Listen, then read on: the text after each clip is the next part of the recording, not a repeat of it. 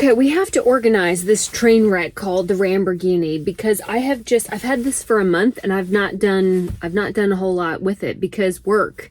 That's why, because I have to work so that I can pay too much money in taxes so that the Department of Defense and the Chinese government can have the most anticlimactic gender reveal party over my beaches here. I've just had this collection of boxes piled up of the things that I bought for it. And I have to organize this because the show has to get on the road. So we have our weapons to open up everything, and like all these other unboxing, reboxing, take the thing out of the boxing videos. I will put a link to everything in the notes below. But in general, most of it came from Amazon because where else would you shop? First things first, these are this big ass thing. Seat covers. That will go over here. I have one in Bob just on my side because there's nobody else tagging along for this party. But when you work out of an RV, travel out of an RV, live in an RV, any kind of RV-ing, this area gets filthy dirty.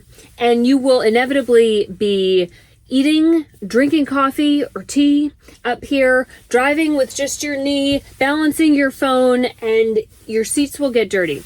Always think, whether it's an RV or a house, car, think of resale value. And once this upholstery gets dirty, which since I bought this used, it kind of already is, it's very hard to clean and it's very hard to get stains out. So on all my vehicles, I put in, this is a faux leather cover. And while this is not very cheap, getting the kind of meshy ones is a total waste of your money. They're easy to wash and that's fine, but they fall apart really quickly and the material will pill because you're getting in and out of it a lot. So this is like a faux leather seat cover and it matches kind of the color in here. You can have them custom made. I don't work for a drug cartel, so I don't have that kind of money. Let's go in the back and clean this mess up and get this baby ready. All right, number one, I would say probably the most important, and I'm actually not going to unbox this because I'm not ready to use it yet, but you need a grill. A grill! Oh my gosh, a lighter grill than this. This is a Next grill. It has very high reviews on Amazon and all the other places, but let me tell you why a grill is so important. Yes, there is a kitchen in this rig. There's a kitchen in most rigs. If you cook inside your RV, you and your upholstery and your faux curtains and your clothes and everything else is going to have food smell. And it's disgusting. When I lived full time in my fifth wheel, everything inside smelled like food and it was gross. If you got out of the shower and you put your face in your towel, it had food smell. So unless it's pouring rain and there's a tornado and the 4 horsemen of the apocalypse are coming back again, I do like horses though. Outside of that, I would not cook inside my rig. The only thing that I would ever cook in here is something that smells sweet, like oatmeal, tea, maybe coffee. Other than that, always outside. So get yourself, this is a tabletop grill. It's bigger than me. It is the size of one casing, but it has the propane tank. These you get at Walmart. They're like $7. They're not that expensive. And I just put it on the ground. Or when you drive around, if you see like a public park and you want to pull in there and just set up shop on a picnic table, nobody's going to bother you. Just be respectful and take up your garbage. Whew, it's like Christmas in here. The women on this channel will appreciate this little tip. These pillows, also on Amazon. All right, see this? Ladies, listen up. See that divot? So it's foam. It's like a memory foam. It's very squishy. But see that divot there? This pillow will single-handedly save your face. I know that mine right now is not all gussied up with makeup and God knows what else, but they're super comfortable. And when you sleep on it, I shall demonstrate. When you sleep on it, it hits your forehead and it hits right here. So it takes all the pressure off of this side of your face. So you don't wake up with your face all smushed in and you get those like pillow lines on your face. I love this. I have my bed has like 4 of them on it, but I got some extra ones for the RV. Because if you're going to be homeless and if you're going to look homeless, you at least have great skin. All right. Let's see what I spent all my real estate commissions on. You also need one of these. Never go anywhere without some way of being harder to kill. I don't even know how you open it. These are tights for under a dress. You don't need to see my skivvies. Kettle. Smaller kettle. If you drink tea or coffee on the road, one of the challenging things is having enough power to start the kettle. Now, if you have a grill or on your propane stove, you can boil water. But I'm not gonna wait 5 minutes for tea. So this is a smaller, a little bit compact. I've also seen some collapsible kettles that might work out. That is like one Yeti cup right there. That will get me through about 10 minutes of a drive. But smaller kettle, you're gonna need how many watts? 1,500 watts to get this baby going. So on something like this, you're gonna have to turn on the generator or be hooked up to shore power. But I'm not going. Now, let me say a side note to this. When I see people get their RVs and they're gonna go out on the road full time, and they embrace this very stoic lifestyle that they're going to have nothing and they're going to like rub sticks together to make fire. What you will find when you live in an RV or you travel in one extensively is there's just certain creature comforts that you're going to want because you're already sacrificing a decent night's sleep. And if you're at a park, people are very loud and obnoxious. Your toilet can be a real adventure on cleaning out the tanks. So there's just certain things that I think we all gravitate towards that make us feel comfortable and a little bit more like home. And if it's something as simple as tea or coffee or a very nice pillow or something like that, like buy them and put them in your rig because you're going to be sacrificing on a whole lot of other stuff.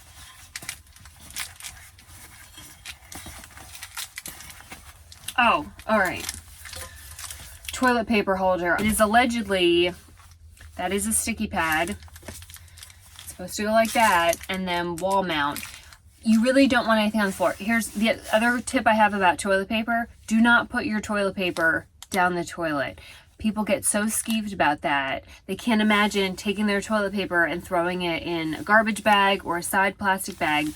But I promise you will have some kind of essentially plug formed in your toilet if you are putting the volume of toilet paper that you're used to putting into a municipal system down an RV toilet. It just doesn't break down fast enough and it gets clogged, and that's disgusting, and I'm not going to explain to you how you have to get that out. I'll just let you find out on your own. Baskets. In theory, this will hook up magnetic to the fridge. It's the only stainless steel counterpart in here. And then you can fold these out and put more storage. So we'll see how that works. Oh, ow. Boy, I really went shopping before. This hooks over the sink. So this comes out and this will go over the faucet. And then you can put soap and sponge and everything in here. When I had the fifth wheel and I had a big double sink, I just threw stuff in the actual sink for storage, but I don't have that here. I had this little fairy sink. So this would definitely be getting some use. I remember buying this. And no, these companies didn't give me this stuff. I took my hard-earned money and bought it. Dish rack. You have to have somewhere to dry your dishes. Now, I know what you're thinking. I'm just going to put down a towel and I'll just dry them on there. Well, then you have no counter space whatsoever. So that's not going to make really a lick of sense. So on something like this, it does slide together. So that's about the extent of what you're storing. There is a little cup for utensils. When you buy an RV, you're going to get plastic plates and plastic utensils. You can get metal, but they're just going to be loud, so why would you do that? So your plates get stored here to dry, and then you've got a drain board, and yes, it does have an elevation difference, so everything will drain out here, and then you can slide it up and put it away, and your little cup thing, I just have no idea where that goes. Oh, they are so, look at that. Look at people.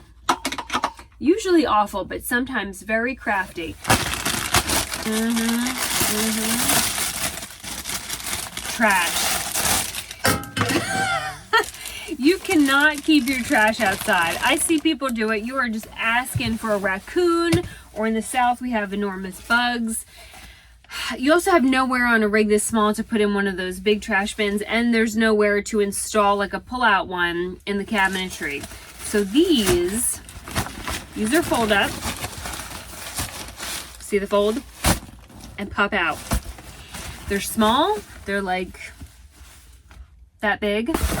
I know I didn't go shopping at Tiffany's. Whether you are driving an RV or a big, beautiful Ram diesel truck, 2500 with an Allison transmission, you have to have one of these on board. And they're not expensive. This was like $8, and it will save you a world of grief. This is a flat tire kit. When you get, I have like an attraction to nails, and not just little nails, like huge nails, especially in Bob.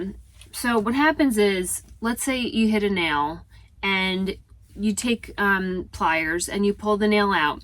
You go back in, this doesn't seem very intuitive, but you go back in and you drill manually like a much larger hole in the tire.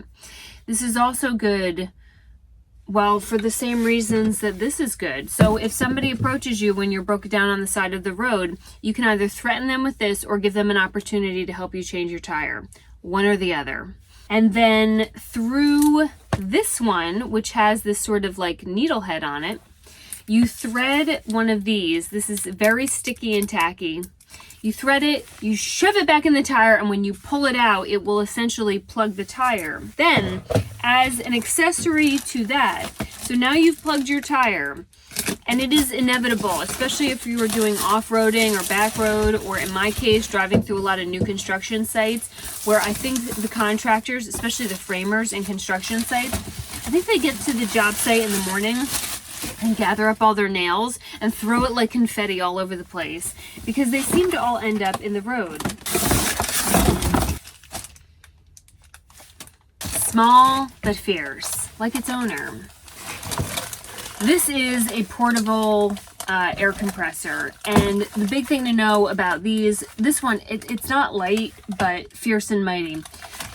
They will hook into your 12-volt charger in your rig or in your car. They have a pretty long extension that will get to all the tires for air. And the most important thing to know about buying these is that if it is for something as heavy duty as an RV or a pickup truck or any heavy vehicle, you have to make sure that it can handle enough PSI. Because if you get just like a little basic bitch bike tire compressor, it will never go high enough. Once you plug the tire, if you intend to keep driving, you will have to refill the air. Well, what do you do if you're in the middle of nowhere? And I don't know what that is, but I am glad I have it. Look at that. It's like these people know me. Look, it comes in a little carrying case. Hose containers. If you have a Class A, Class C, or fifth wheel, you don't really have to worry about these, because chances are you have under the rig storage and you can just throw all your nasty hoses and all that in there. I do not. I do not have that. So I need somewhere where I can keep these things without them rolling around or getting in the way.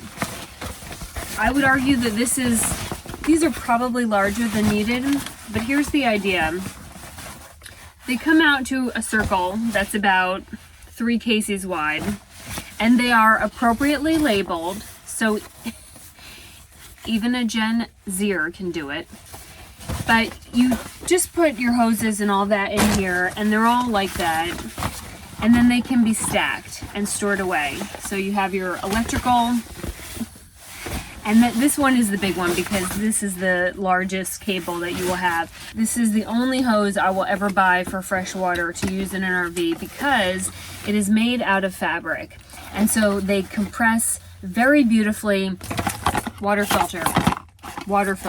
These are called Everdries, and they actually plug in, and they're for moisture control in your RV. So see that plug there? For the longest time, I was using, because you do have to control the humidity in here, I was using the damp rid containers, and they work very great, and they also cause a lot of problems. When damp rid, you open up the container, and then it pulls the moisture out of the air, so it takes humidity and turns it into actual water. It is sort of like a Jesus miracle. Unfortunately, inevitably, in a rig, you will either hit a turn hard, or you will knock it over, and then you spill that water all over your vehicle. So now you've defeated the purpose. These are beautiful because, and they need to be recharged again. Yeah, they got a little bit.